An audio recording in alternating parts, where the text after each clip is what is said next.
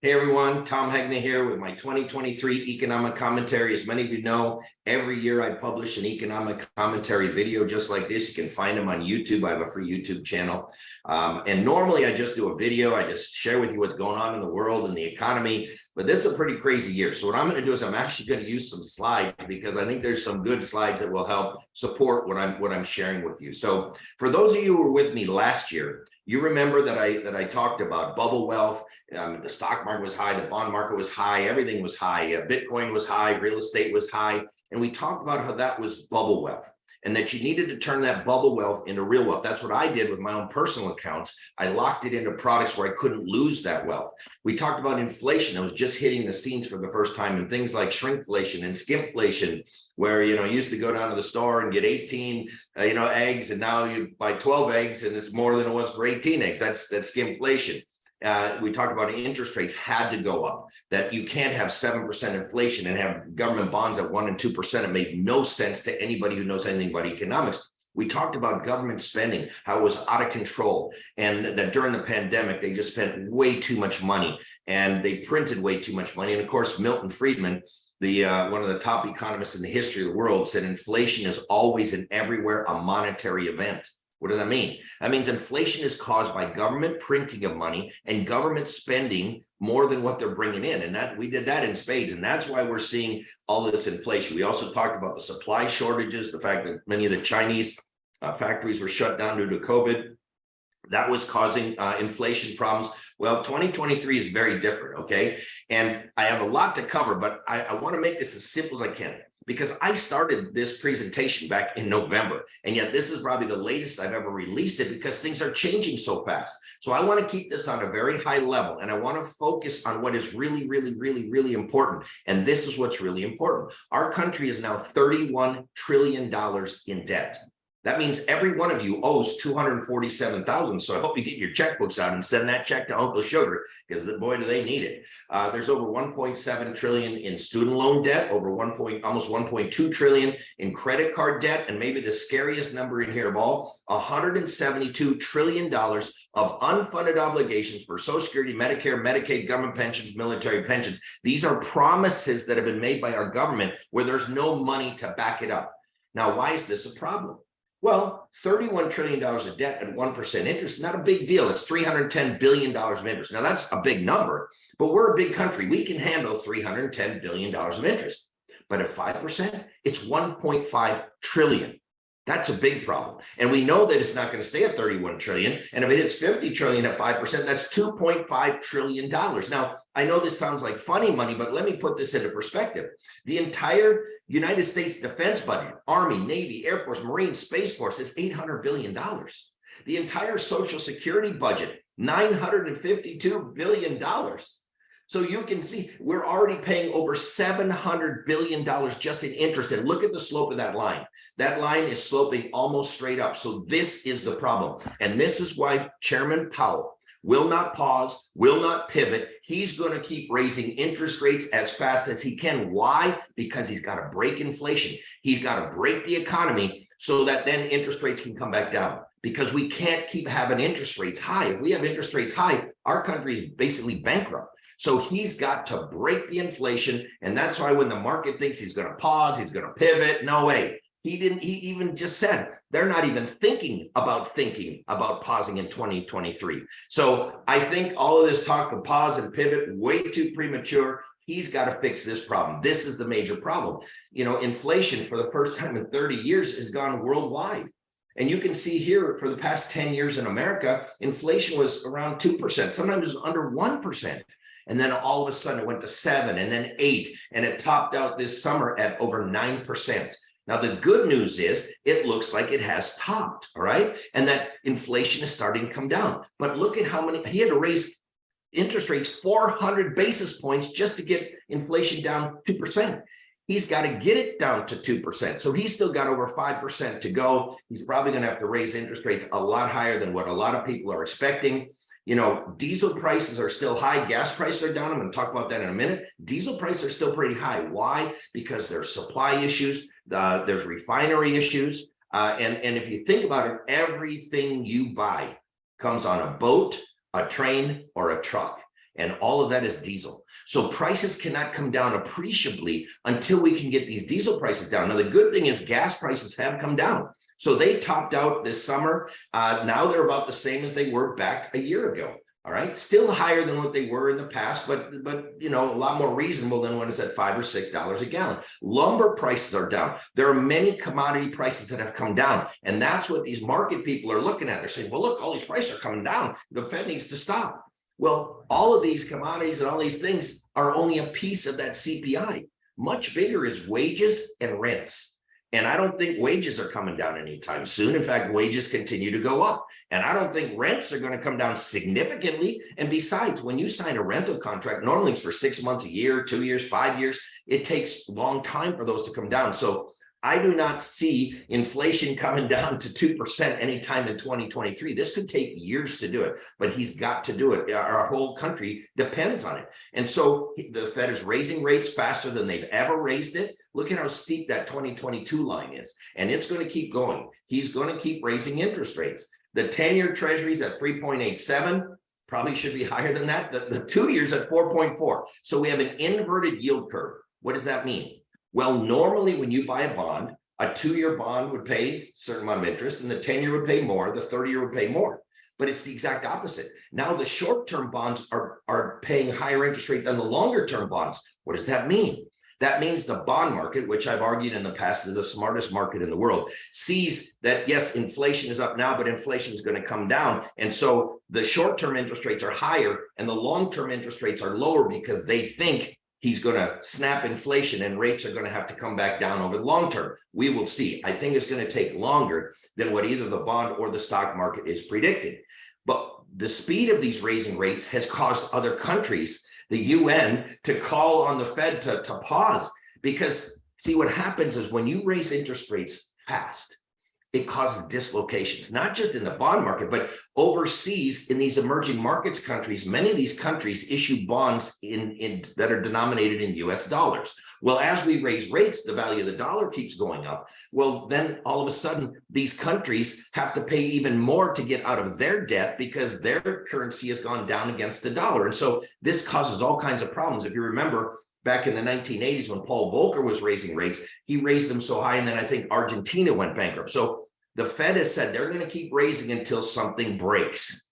What does that mean? Well, FTX broke, the Bitcoin place, right? But here's the problem. When things break, there's unintended consequences. You don't know who else is invested in that company or who else has money in that, or maybe even took out a loan and has margin debt in that company. And so once things start to break, then it's like a snowball that can go downhill. But that's what the Fed has said. They're going to cause pain. Home sales have dropped significantly. But the good news is they're unlikely to crash like they did in the last one. Because if you remember in 2008, 2009, this is the betterhomeowners.com. They say it's unlikely that home prices will crash. Last time, the main reason was subprime loans were everywhere. Well, right now, there's not many subprime loans, and many people own their house for cash, by the way, so they're not going to have to sell. And other people have loans with 1% and 2% or 3% mortgages. They're not probably going to sell. And so, yes, there's not as much demand, but there's not much supply either. And so prices will likely come down, but likely not crash unless there's something crazy. I mean, you got to remember, there could be anything crazy that happens out there. Like if somebody takes out Putin, well, the stock market will go up. If China goes into Taiwan, the stock market is going to go down. So there are things that can happen out there that we can't predict, that we can't see, that could have a significant impact on all of our lives, housing prices and everything else. But it was very interesting because Business Week just had an article on the lessons from Paul Volcker. He was the Fed chair back in the 1980s. And he, everybody thinks, oh, he raised interest rates straight up. That's not true. He raised rates and then things started looking better. He paused. I think they even cut when Argentina or one of these other countries went bankrupt. And then what happened? Inflation took off again, and he had to raise more and more and more. In fact, he had to go all the way to 20%. Now you're saying, yeah, but Tom, that was back in the 80s, like inflation was like 15%. Yeah, well, if you go to shadow statistics and they use the same way to calculate CPI today as they did back then, because government changes these formulas. And if you go back and put in our numbers today, the way they were back then, our inflation rate is about 15%. So what I'm saying is interest rates could end up being higher than what the market anticipates, okay? He did such a job. It devastated the housing market so bad in the 1980s that home builders would send him 2x4s in the mail. And he was one of the most hated people in the country. And Chairman Powell could find himself in that position too, because the way that he's going to do this is keep raising rates until things break. He's got to throw people out of work. He's got to put millions of people on unemployment so that they're not driving their cars. And he's got to lower your stock portfolio and your 401k so you feel poor, so you're not out driving around shopping. That's his mission. That's what he's got to do. You know, honey, the Fed shrank our retirement savings. Yeah, the market's down significantly. And look at this. 40% of all the money in America that's ever been printed was printed in the last 2 or 3 years. I mean, that's shocking. That's unbelievable. And it's all of this excess money that has caused the inflation. But now it's a different story. So QE was quantitative easing. That was printing of money. QT is quantitative tightening, basically the shredding of money. So they printed 5 trillion. Now they got to try to shred 5 trillion. Well, when they printed 5 trillion, what did that do for the economy? The economy went straight up. The stock market went straight up. What do you think is going to happen when they put $5 trillion through the shredder? I mean, I think we're looking for some pretty tough times. And because the number one buyer of U.S. government bonds for the last, 5 or 10 years has not been China. That's what a lot of people think. It's been the U.S. Federal Reserve. And now they're not buying bonds. And when they're not buying bonds, liquidity has gone down. And if you ever remember, whenever there's been a major crisis, there's a liquidity crisis. People can't get their money. They can't get the money out. It's liquidity. And so we have we have some of the lowest liquidity we've ever had at a time when the bond market is about the highest that it's ever been. And all of this has had a negative impact on the stock and bond market. In fact, the 60-40 portfolio is one of the worst years in the history of the stock market for the 60-40 portfolio. Now, just a little shameless plug here. Back in 2016, I wrote a blog and I said the 60-40 portfolio is dead. Long live life insurance and annuities. And all I said in that article is, why in the world would anybody put 40% of their portfolio in bonds that were paying like 1% or less? That when interest rates go up, the value of bonds goes down. I said it was ridiculous. It was crazy. It was stupid. Don't do it. I said, instead, put that bond money into life insurance or annuities. They give you a bond-like return, 4 to 6%, but they don't have the interest rate risk. Well, anyway, Forbes thought it was a good article, and they put it in Forbes as well. So this has been one of the absolute worst years, because not only have stocks been down, but bonds have been down. You can see in that bottom left corner, there has rarely been years when both the stock and bond market have been down at the same time, and the bonds have never been down this much. The stocks have been down more, but bonds have never, and the combination is probably the worst that we've seen. And, I talked in previous years how there was all these trillions of dollars, $18 trillion of government bonds around the world paying negative interest rates. You had to pay them to put your money in their bonds. Well, guess what? That's almost down to zero. And you can see here, it was a bad year all the way around. The Dow Jones was down almost 9%. The S&P was down almost 20%. The NASDAQ was down over 33%. Europe was down. Shanghai was down. Bitcoin was down 64%. There wasn't much that was up. And it was the worst year ever for U.S. government bonds. And so you can see here, the red years are years when the market's down. The green years are the years when the stock market is up. You can see it's up about 70% of the time. It's down less than 30% of the time. But, it can go down and it can stay down. There have been years when there have been 3 or 4 years in a row where the stock market goes down. And it was the worst year for bonds ever. And bonds are supposed to be the safe place.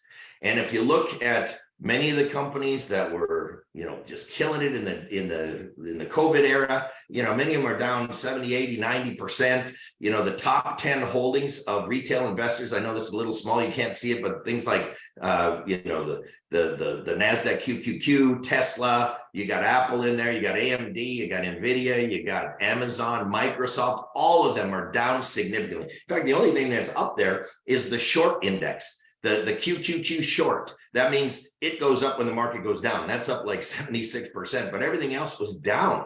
And I mean, these are names that you've all heard of, these are major companies that are down significantly. And it wasn't that long ago that we had the lost decade here in America. From 1999 to 2009, the market did nothing for 10 years. Well, the European stock market has been down for over 20 years. The Japanese stock market has been down for over 30 years. What would happen if this market goes down and stays down for 5, 10, 15, 20 years? What would that do to your retirement? All right.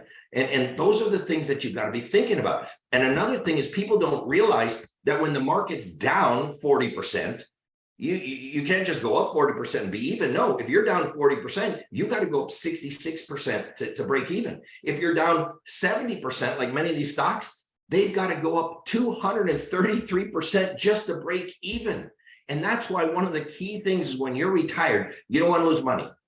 I want to make as much as I can make, but I don't want to lose what I've already got. I made that decision about 10 years ago because I've made money. I've lost money in the market. I'm tired of losing money. Not going to lose money. Okay. And so I put my money into products where I don't lose money. And you can see CEO confidence is negative. It's going down fast. And you can see that the earnings typically follows what the CEOs think are going to happen. And so it's likely earnings are going to fall next year. The trajectory of leading economic indicators in the US signals a recession for next year. There's a record number of zombie companies. What's a zombie company? Well, that's a company that is not even making enough money to pay the interest on their debt. And so they're just like the federal government. They just keep putting it on the credit card, putting on the credit card, putting on the credit card. This can't last for a long time. 24% of the companies in America in the Russell 3000 are zombies right now. So what you're going to start to hear in 2023 is bankruptcy, bankruptcy, bankruptcy, bankruptcy. There are going to be bankruptcies. And that's a normal part of the economic process. But here's the problem. We don't know what other companies own that company or had money in that company. And then that's the chain of unintended consequences. And that's when things start breaking and big things start happening, like when we had a Lehman or we had a big thing, if Brazil or Argentina or a major country goes bankrupt and cause significant problems. Here's the chief economist for the International Monetary Fund. He said the worst is yet to come. And for many people, 2023 will feel like recession. Yeah, probably because we're in a recession, all right? JP Morgan, Jamie Dimon warns an economic disaster may be looming. Jeff Bezos, Amazon, billionaire, says time to batten down the hatches. Elon Musk makes gloomy prediction about the economy. Yeah, and look what's happened to Tesla stock. It's just fallen out of bed. Bloomberg has a model that predicts recessions, and based on 13 indicators, it points to 100% probability of recession in the next 12 months. All right. So I'm not the only one saying this. There are a lot of smart people saying that we're facing some tough times. Margin debt is near an all-time high. Credit outstanding at an all-time high. People can't afford things and they're just putting on the credit card and putting it on the credit card. You can see that during the pandemic, the red line went up. So savings went way up when everybody's locked in their houses. They couldn't go anywhere. Now savings has gone down, but look at what credit card and other revolving credit, it's just gone through the roof. For years, I said the only reason the market was going up is because of TINA. And TINA stood for there is no alternative.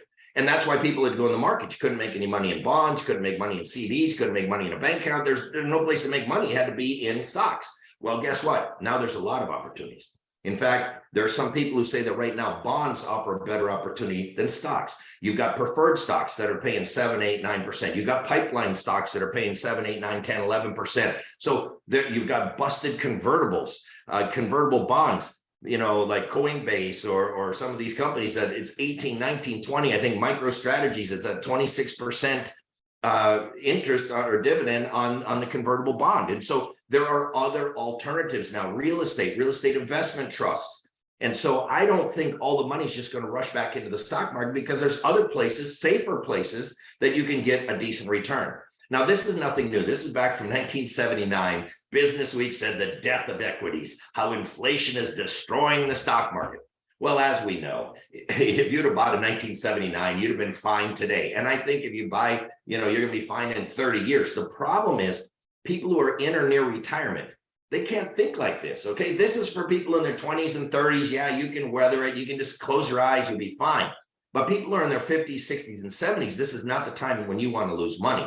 Now, the good news is, if you look on the left side, that's the bond market. Anytime the market has been down significantly, the following year, the market typically goes up pretty good. Same with the stock market. Now, it's not always, but there are significant times when the next year the market goes up. Will that happen again? I don't know. It could, all right, but I'm certainly not going to bet my farm on it. Now, let me just look around the globe just for a little while.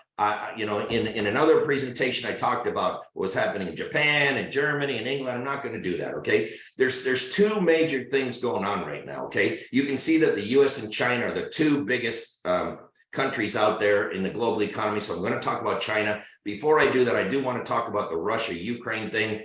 I think Russia had no idea what they got themselves into.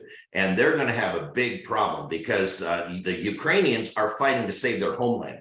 The Russians are saying, what are we doing here killing our cousins? They're related to a lot of these people. They don't want to be there. They had a conscription, a draft, where they got 300,000 men that they drafted. Well, guess what? 200,000 left the country.